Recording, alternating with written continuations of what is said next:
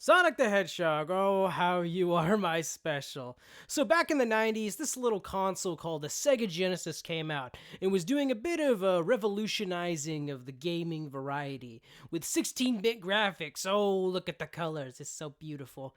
And Sega needed a new champion to win the 16-bit wars against Nintendo's Mario Jumpman Mario. This kid named Alex just wasn't cutting it and got benched and replaced with this goofy goober hedgehog named Sonic. In 1991, Sonic the Hedgehog came to the scene and gave the big middle finger to Nintendo, saying, Godspeed. Yeah, Sega's gimmick was showing off their console's capabilities using their games and bragging about this thing called blast processing, which pretty much meant that they were like, I guess their processor was like slightly better than Nintendo's. Ooh. And they also had an infamous diss track on Nintendo. 16-bit arcade graphics. You can't do this on Nintendo. Genesis does. Honestly, I miss the good old days when gaming turned into gang wars at school. You know what? Let me cook up something with my boy real quick, okay? I bet you I can make something better. Nintendo is for those stuck in the past. Why not you a Sonic who's processing his blast? You sucking off Mario like a Nintendo while I'm chilling with Sonic. Yeah, he's my best bro. You really want a plumber who is fat, Phil the plumber, or the blue blur who isn't a peach sucker? You're stuck in the past, my process is blast. You're simply outclassed, you're about to get glass. We got twice the power when you got twice the sauce. It's 8 versus 16 for a couple less bucks. Gotta use your hands, that's a baby's toy. Sega Activator makes you a man, not a boy. Well, Zelda is bad, Sonic is rad. No need to be sad, switch to Sega, you'd be glad. The console battle's on, it clearly leads the way. Sonic runs the show while the plumber's running late. Mario is bogus while Sonic is the greatest. Sega beats Nintendo on a regular basis. Don't be a fool and stay old school. Move to the future cause Sega will rule! Anyways, so I'm going to be reviewing the first 3 Sonic games. Sonic 1, 2, 3, and Knuckles on the original hardware they came out on. Because I believe in authenticity, and also I am just a video game collector / hoarder.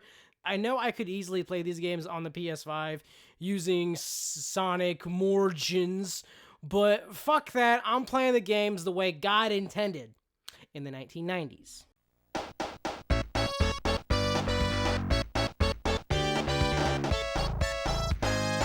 Sonic the Hedgehog. Okay, the first game in the franchise suffers from what is known as first game syndrome. Like, massive first game syndrome. Like, it hits really fucking hard. You start off in the most iconic and overused Green Hill Zone. I love this place. It brings so much brightful colorfulness, and the music is just so...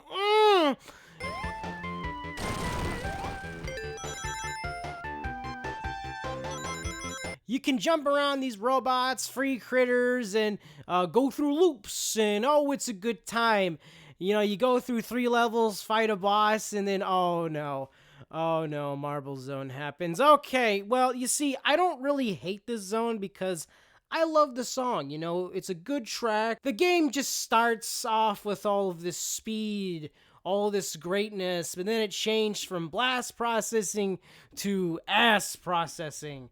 Nothing wrong with the level design, in fact, I think it's great, you know, but you just get such a big whiplash from the zooming and then having to waiting into one spot to the next area. Oh, and also, you know, doing some minor brain-dead puzzles or whatever. If I bought this game at full price in the 90s, I would feel scammed. Because, like, the rest of the game doesn't involve going, how you say, fast. In fact, most of the game is carefully platforming and trying not to die, since if you get a game over, you have to restart the entire fucking game. However, you can get continues by getting higher scores and levels. That's cool. It doesn't really fucking matter anyways. I mean, you can put in a code and pick whichever level you want to go to. So yeah, fuck playing this game legitimately. Okay, look.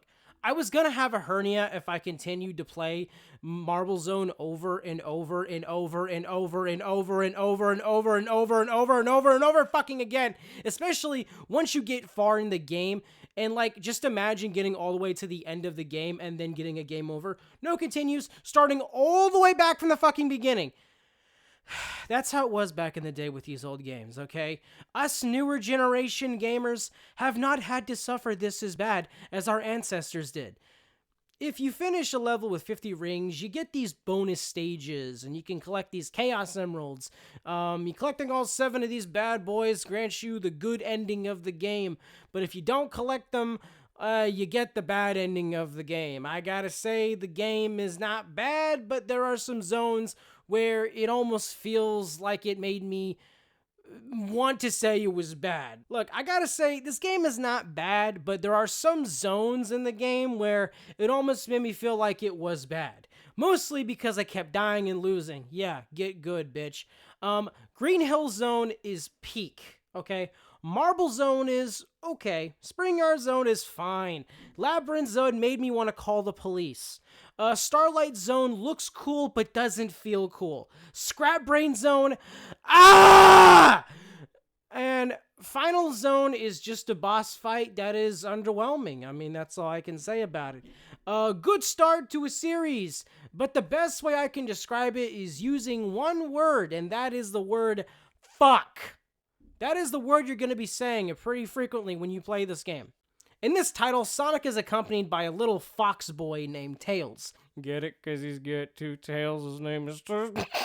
Anyways, Dr. Robotnik is back at it again, and Sonic and Tails are coming to save the day.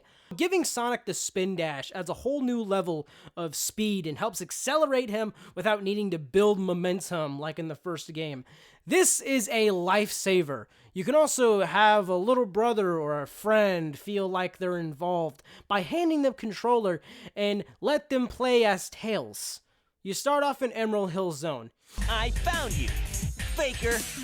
Faker? I think you're the fake hedgehog around here. Don't act like you're fucking Green Hill, you're not! Beat 2 levels, and wait, hold on, there's only 2 levels per zone? Yes! Oh my god, thank you, oh, thou art in heaven, oh, aloe vera be thy name. Yeah, so the 3 level per zone bullshit was nothing but filler in the first game, and it just got so monotonous. Then you move on to Chemical Plant Zone, which I have always had a personal vendetta against this zone. The stage is cool, the music, the aesthetics are fucking phenomenal.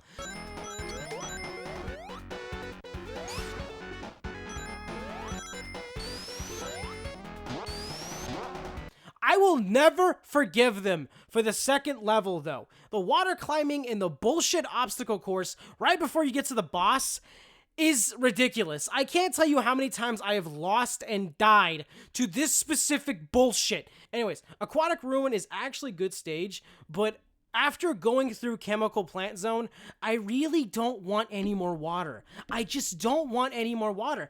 I don't know. I feel like I'm justified in not liking it at the time I played it. You know, play it by itself, it's actually a pretty good level, but after you play fucking Chemical Plant Zone, you're like, Jesus Christ, I'm bloated right now, okay? My tummy is filled. I don't need any more water. Casino Zone is a cool, I can gamble away my entire life savings and have the Eggman Empire foreclose on my house. That's beautiful.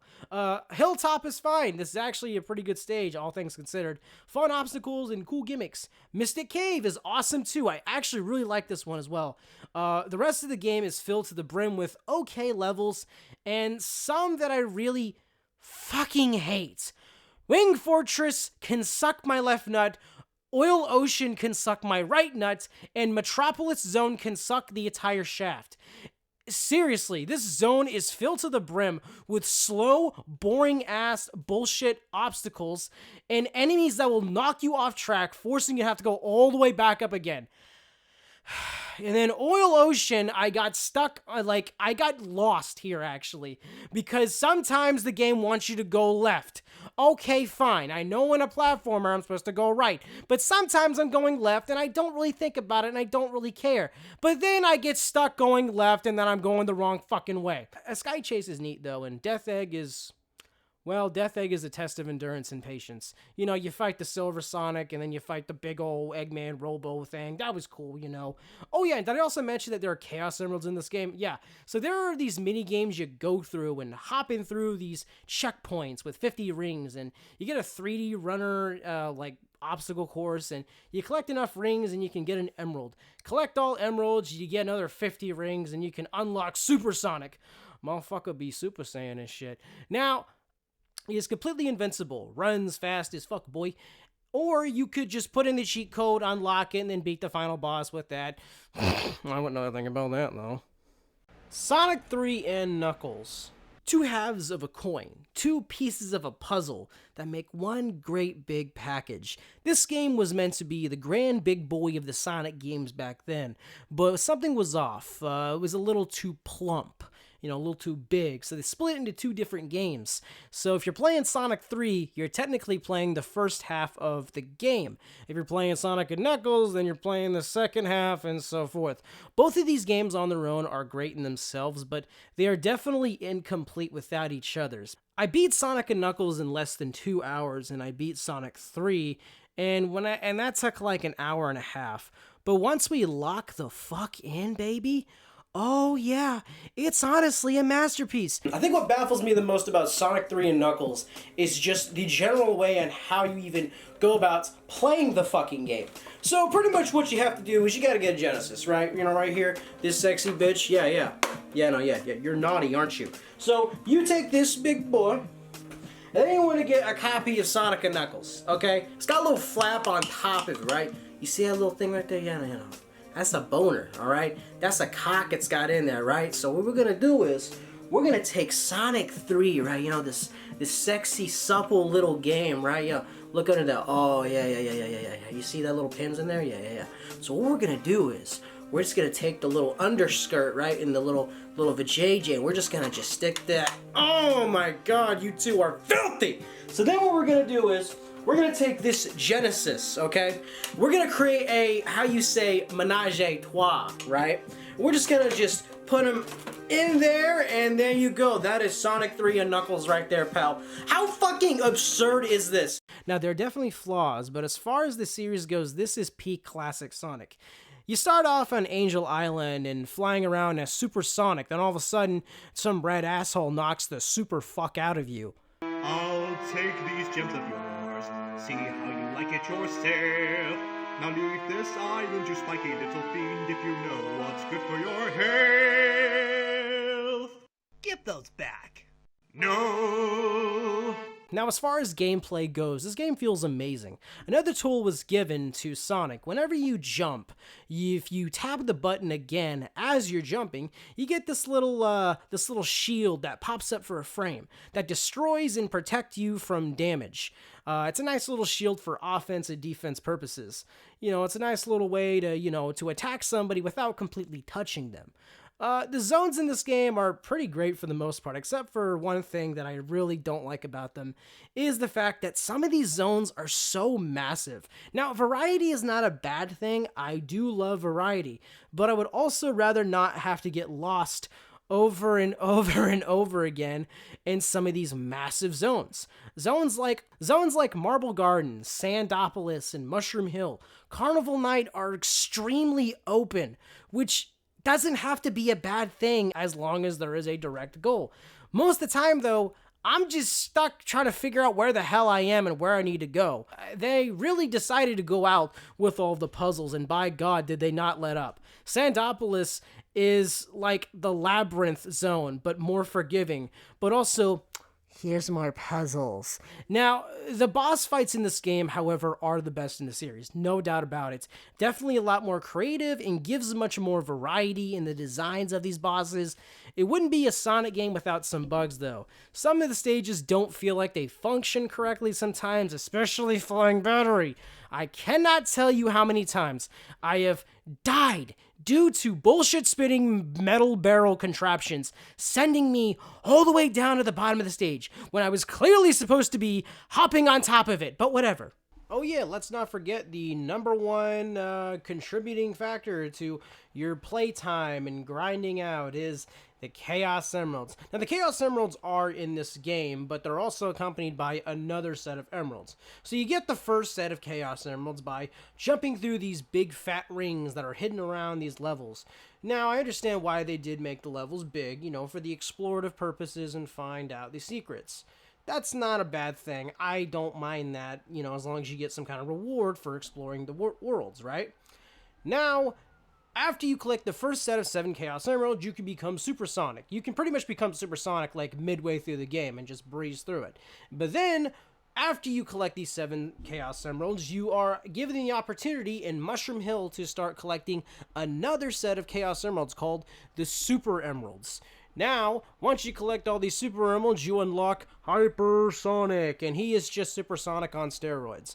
Now, I will say, though, collecting all of the Super Emeralds and things was kind of a grind, and it was really annoying. And now, mind you, these are my favorite Chaos Emerald bonus stages, right next to the Sonic CD ones and Sonic Mania ones. But oh my god, they are not forgiving sometimes. Especially if you fail it, you can't reset and go back to that same one to find it. You have to just keep continuing, which pretty much means you have a limited amount of times you can actually get these Chaos Emeralds. And if you're not very good at these bonus stages, you're gonna struggle a lot. Now, the thing I do like about Sonic 3 the most compared to the other games is the fact that it is a lot more forgiving than Sonic 1 and 2. Because of the fact that you have save files, the fact that you can actually just go back to the zone that you died on once you get a game over, you could just replay that zone up until whatever you need to go to. That is so awesome. Sonic 3 is probably the GOAT because of this. It's so much more forgiving, and also not to mention the fact that you also get way more opportunities to collect bonus points and get continues and these bonus stages you can do once you get like 20 rings and hop into this checkpoint loop thing. You can get these bonus stages and you can collect these elemental shields that protect you, and you can also collect more rings and all these kinds of stuff. There's just so much variety in this game. It's extremely forgiving, and once you're going through like one playthrough, and if you just focus on, you know, getting your entire arsenal of lives and continues and everything, the game's experience it's so much more better and just so much more fun to play than the other 2 games, in my opinion at least. Apparently you can put Sonic 2 on the Sonic & Knuckles cartridge and something crazy happens. Knuckles the Echidna in Sonic 2. Knuckles everywhere. You got Knuckles, I got Knuckles, he's got Knuckles, everybody's got fucking Knuckles. We don't shuckle, cause we're fucking Knuckles! Okay, you know, so I've had enough of Knuckles and Sonic and all that mumbo-jumbo shit. I'm ready to play something a little bit more modern, alright? Metal Gear Rising. You know, I love this game so much. This game was amazing. It was the shit. I'm so mad that I slept on this. What the fuck? Okay, well that's a bit odd. Alright, I'm just gonna put that away. Okay, fine. You know what? Let's see here. Gun. Oh yeah, no. This was an awesome game growing up. You know, this was like the Red Dead before Red Dead. Alright, you know, I always imagined being a cowboy and shooting. Now, what the hell is this? Okay. Alright, that's starting to get a little weird. Okay. Burnout Revenge for the PS2. Oh, it's a wonderful game. Oh, god damn it. Okay. Is that a fucking Ugandan Knuckles on my PlayStation? Knuckles. You're Knuckles. I'm Knuckles. Hey, Matt, you ready for the...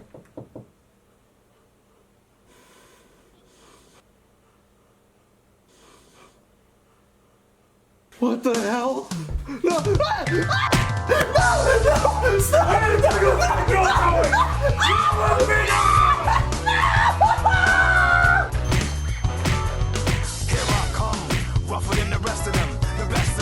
Tougher than leather, you can call me Knuckles. Unlike Sonic, I don't chuckle. I'd rather flex my muscles. I'm hard as nails, it ain't hard to tell. I break them down whether they solid or frail. Unlike the rest, I'm independent since my first breath. First test, feel the right, then the worst left. Born on an island in the heavens. Blood of my ancestors flows